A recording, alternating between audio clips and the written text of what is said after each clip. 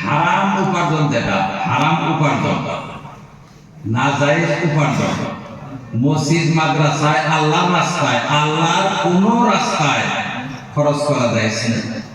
নিজে খাওয়া যেরকম হারাম, আল্লাহর রাস্তায় খরচ করা তার চেয়ে বেশি হারাম। এখন ওই হারামের উদাহরণ, ব্যাংকের ইন্টারেস্ট খাওয়া যায় না, খাওয়া যায় না। ব্যাংকের ইন্টারেস্টটা আপনি মালিক হবেন না, তবে ব্যাংকে থেকে উঠাইয়া আইনা যারা জাকাত খাইতে পারে তাদের মধ্যে বন্টন করে দেবেন। ওটা জায়েজ নাই খাওয়া। যারা খাইতেছে তারা না জায়েজ খাইতেছে, খাওয়া যায় না। ইন্টারেস্টটা আপনি প্রয়োজনে ব্যাংকে রাখতে পারেন, কিন্তু বর্ধিত অংশটা আপনি গরিবের মধ্যে বন্টন করে দিবেন। মাদ্রাসায় যেতে পারেন। নামাজ না পড়লে কি জান্নাতত যাব পারেন নাকি? নামাজ না পড়লে, দেখেন, ঈমানদার মানুষ যারা, যদি ঈমান আছে, ঈমান মানে কি? বিশ্বাস।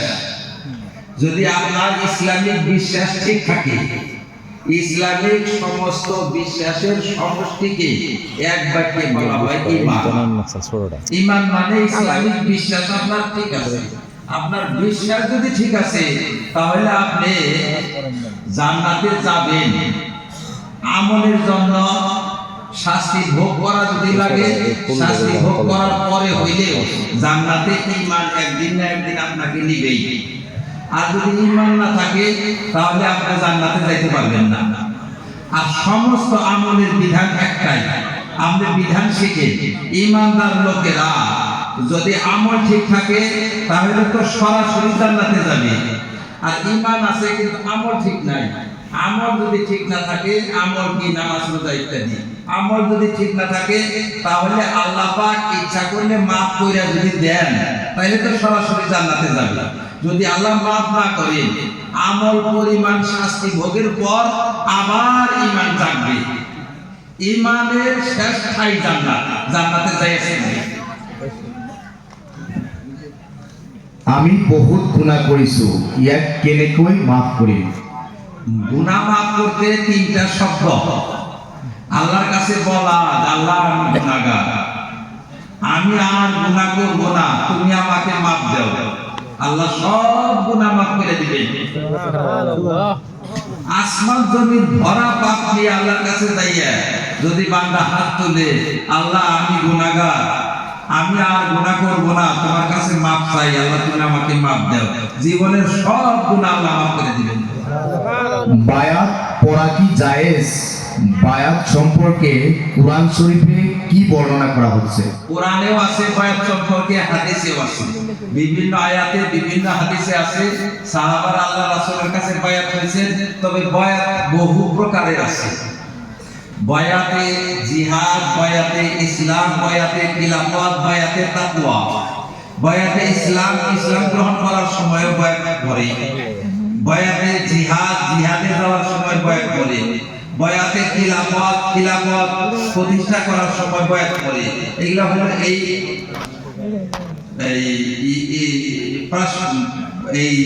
বিশেষ বিশেষ ক্ষেত্রের বয়াত।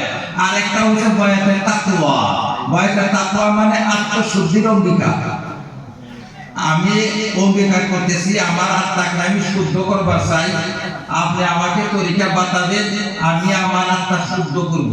এই অঙ্গীকারকে বলা হয়, আমাদের যে বয়াত চলে বর্তমান, এইটাকে বলা হয় বয়াতে তাসকিয়া, আত্মশুদ্ধির অঙ্গীকার। এটা আমি আমার আত্মাকে শুদ্ধ করতে চাই। হুজুর, চুল রাখার পদ্ধতি কি? চুল রাখার পদ্ধতি কি?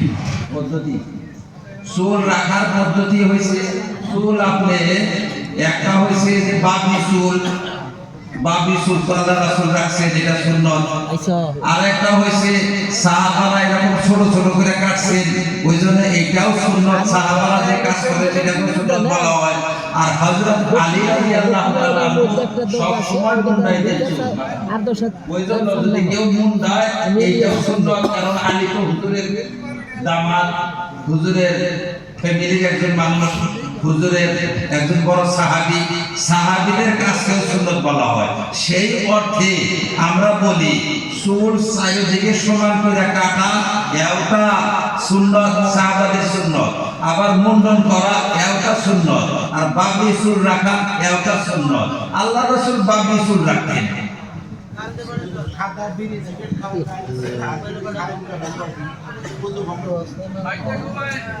ঠিক আছে, সাদা বিড়ি সিগারেট ইত্যাদি ধপাত খাওয়া জায়েজ না।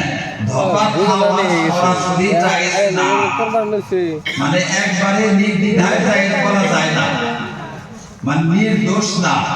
এগুলা সব দোষী, সবের মধ্যে দোষ কম বেশি আছে। আচ্ছা, একসাথে না, মাদকতা অনুপাতে দোষ। যার মধ্যে বেশি মাদক সেটা দোষ বেশি, যার মধ্যে মাদকতা কম সেটা দোষ কম। কাজে সব দোষী, কোনটা মকরুতানজিহি, কোনটা মকরুতাহরিমি, কোনটা হারাম। যেমন মদ বা মদ বরাবর বস্তু যত আছে সব হারাম, অর্থাৎ যেটা খাইলে মানুষ জ্ঞান শূন্য হইয়া যায়, বিবেকে ফলন হইয়া যায়, বিবেক বিকৃত হইয়া যায়, ওইটা হারাম। আর যেটা খাইলে মানুষের কোনো বিকৃতি আসে না কিন্তু বস্তুটা মাদক, ওইটা মকরুহ। আমরা যারা মুশরিকদের পরকালে ক্ষমা হবে কিনা? পরকালে ক্ষমা হবে কিনা? আর মুশরিক কাফের যারা, অর্থাৎ বেঈমান যারা, ঈমানদার যারা না, তাদের ক্ষমা হবে না, কোনোদিনও হবে না। মুসলমানের সন্তান কিন্তু তার ঈমান যদি অটুট না থাকে তারাই কাফের। আর যারা ইসলামে দাখিলই হয় নাই তারা তো আছে, যারা ইসলামে জন্মগ্রহণ করছে কিন্তু ঈমান অর্জন করে নাই, তাদের ক্ষমা হবে না, কোনোদিনও ক্ষমা হবে না। ঈমান ব্যতীত ক্ষমার কল্পনাও করা যায় না। ঈমানটা প্রথম শর্ত। একজন মানুষ নাজাত পাওয়ার জন্য প্রথম শর্ত ঈমান থাকা, দ্বিতীয় শর্ত আমলে চলে, সৎ আমল থাকা। ঈমানই যার নাই সে ব্যক্তি জান্নাতের কোনো কল্পনাও করা যায় না। একটা প্রশ্ন করবে, হঠালো মাকে নিজ মার সমান দেখতে হবে কি? শতালো মাকেও সম্মান করতে হবে।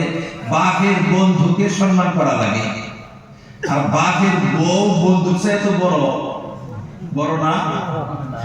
বাপের বন্ধুকে সম্মান করা লাগে বাপের মতো।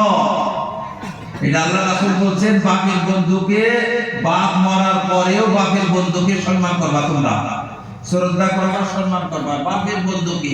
আর শতালু মাও বাপের বউ, ওই জন্য বাপের খাতিরে শতালু মাওকেও শ্রদ্ধা সম্মান করা লাগে, ভালো ব্যবহার করা লাগে। তবে নিজের মায়ের তুলনায় একটু নিচা তো থাকবেই, আপন মা আর শতালু মা একটু পার্থক্য থাকবে, এটা স্বাভাবিক, কিছু ক্ষেত্রে পার্থক্য থাকবে। দাড়ি কেনেকৈ রখা উচিত? দাড়ি রাখা ফরজ। আমাদের মধ্যে প্রচলিত আছে না দাড়ি রাখা সুন্নত, এটা ভুল কথা। দাড়ি রাখা সুন্নত না, 4 আঙ্গুল পরে কাটা সুন্নত, এক মুষ্টির পরে কাটা সুন্নত। এইটারে বলতে বলতে মানুষে এইরকম প্রচার করে হারাই দিয়েছে, এক মুষ্টির দাড়ি রাখা সুন্নত, এরকম করছে। আসলে এক মুষ্টি হওয়ার পরে কাটাটা সুন্নত। ওমরা, হজ আর হজর পার্থক্য কি? ওমরা হজের মধ্যে মাত্র 2টা কাজ। কাবা শরীফ তওয়াফ করা হয়, সাফা মারওয়া দৌড়ানো হয়। এই 2টা কাজ করলে ওমরা হজ হয়ে যায়। আর হজের মধ্যে অনেকটি কাজ আছে, অনেকটি লম্বা কাজ আছে, সমস্ত কাজ সম্পাদন করার। আর হজের টাইম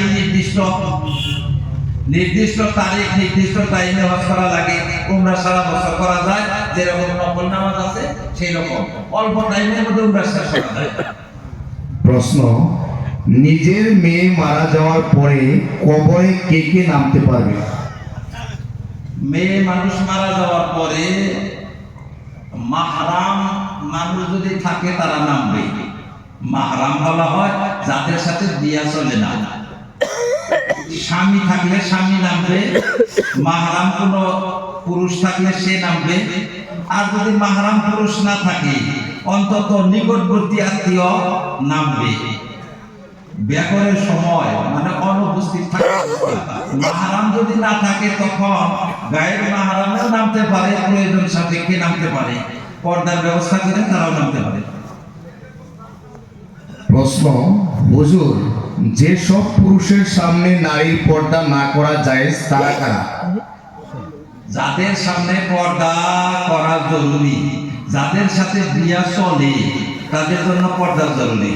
যাদের সাথে বিয়া চলে না তাদের সাথে পর্দাও, তাদের সাথেও পর্দা আছে, পর্দা নাই স্বামীর সাথে। একমাত্র পর্দা লাগে না স্বামীর সাথে, তাছাড়া বাপের সাথেও পর্দা লাগে, ভাইয়ের সাথে লাগে, প্রত্যেকের সাথে লাগে, তবে পর্দাটার পরিমাণ আছে। মেয়েদের জন্য মেয়েদের পড়া হাঁটু থেকে নাভি পর্যন্ত, মেয়েদের জন্য এক মেয়ের জন্য অপর মেয়ের পর্দা নাভি থেকে হাঁটু পর্যন্ত। এইখানে কঠোর পর্দায় রাখতে হবে মেয়ের জন্য।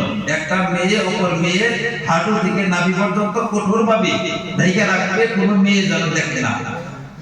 আর স্বামী ছাড়া অন্যান্য মাহরম আত্মীয় যারা, তাদের জন্য হয়েছে মুখ, হাত, পাও, হাত, মুখ বাদ দিয়া, এইটা পর্দার ভিতরে পড়ে না। মুখ, হাত, পাও বাদ দিয়া বুক, পেট, পিঠ এবং একবারে সম্পূর্ণ ঢেকে রাখতে হবে। এইটা হলো মাহরামদের জন্য পর্দা। আর নামাজের পর্দা শুধুমাত্র হাতের কবজি আর মুখমণ্ডল বাদ দিয়া, পায়ের কবজি আর হাতের কবজি পর্যন্ত মুখমণ্ডল বাদ দিয়া সর্বদেহ ঢেকে রাখতে হবে, তাছাড়া নামাজ হবে না। আর স্বামীর জন্য কোনো পর্দা নাই, স্বামী স্ত্রীর জন্য কোনো পর্দা নাই। স্ত্রীর সর্বদেহ স্বামী দেখতে পারে। প্রশ্ন, মই শুনামতে আলিমসকলৰ পৰা শুনামতে ইছলাম ধৰ্মৰ বাহিৰে অইন সকলো ধৰ্মৰ মানুহে স্বৰ্গ যাব নোৱাৰে, কিন্তু অইন ধৰ্মতো বহু ভাল ভাল মানুহ আছে, তেওঁলোকে তেনেহ'লে নৰকত যাব নেকি? সব ধর্মের মানুষই বেঁচতে যাবে। আপনারা শুনছেন যে কোন ধর্মের মানুষ বেঁচতে যাবে না, সব ধর্মের মানুষ বেঁচতে যাবে। শর্ত দুইটা, ঈমান থাকতে হবে আর সৎ আমল থাকতে হবে। ঈমান কাকে বলে? ঈমান বলা হয় সমকালীন নবীকে সুরানা মানা। যেমন নূহ আলাইহিস সালামের যত উম্মত, হিন্দুরা নূহ আলাইহিস সালামের উম্মত। নূহ আলাইহিস সালামের যুগে যারা নূহকে মানত, 16 আনা মানত, সৎ কাজ করছে, তারা বেঁচে যাবে। মুসা আলাইহিস সালামের আমলে যারা মুসা আলাইহিস সালামকে মানছে, সৎ কাজ করছে, তারা বেঁচে যাবে। ঈসা আলাইহিস সালামের যুগে যারা ঈসাকে মানছে, সৎ কাজ করছে, তারা যাবে। হযরত ইব্রাহিম আলাইহিস সালামের যুগে যারা ইব্রাহিমকে মানছে, সৎ কাজ করছে, তারা বেঁচে যাবে। নবী প্রত্যেক যুগে আইছে, প্রত্যেক যুগে নবী আইছে।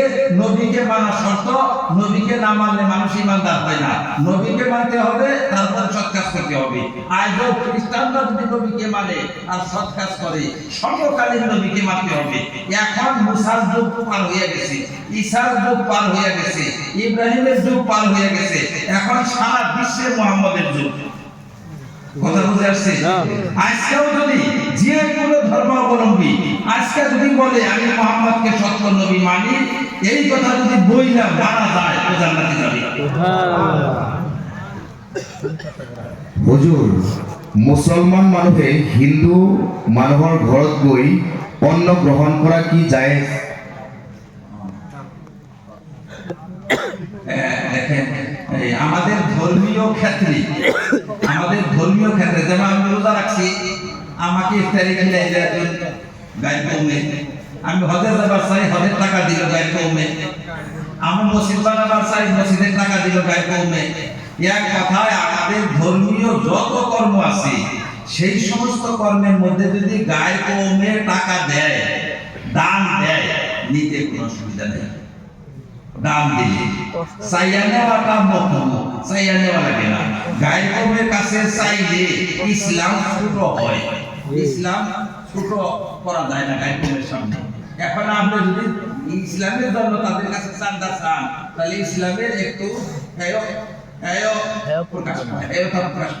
ওই জন্য নিষেধ তাদের কাছে যাও।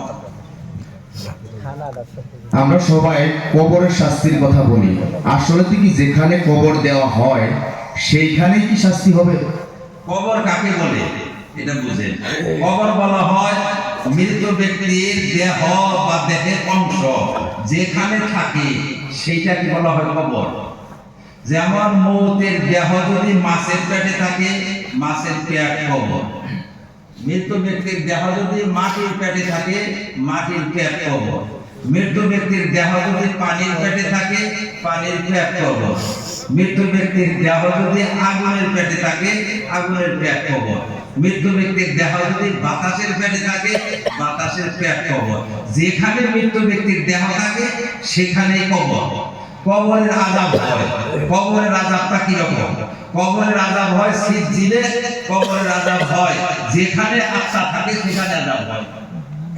কবর বলতে দুইটাকে বোঝায়, একটা হলো যেখানে মানুষের বডি থাকে সেটাও কবর, আর একটা কবর হলো যেখানে তার আত্মা থাকে। আর কবরের আযাবটা আসল আত্মাতে হয়, মানে সিজজিনের মধ্যে আযাব হয়, কিন্তু সেই আযাবটার কানেকশন থাকে দেহের সাথে। দেহের সাথে কানেকশন থাকে, আর তার মাধ্যমে দেহ শাস্তি ভোগ করে। আত্মার মাধ্যমে দেহ শাস্তি ভোগ করে। বলে আত্মার মাধ্যমে কিভাবে শাস্তি ভোগ করে দেহ? আপনারা জানেন না, দুঃখ মানুষে অন্তরে পায়, অন্তরে দুঃখ পায়। অন্তরে দুঃখ পাইলেও শরীর হালকা হয়, হয় না? মন ভালো না থাকলে শরীর খারাপ হয়।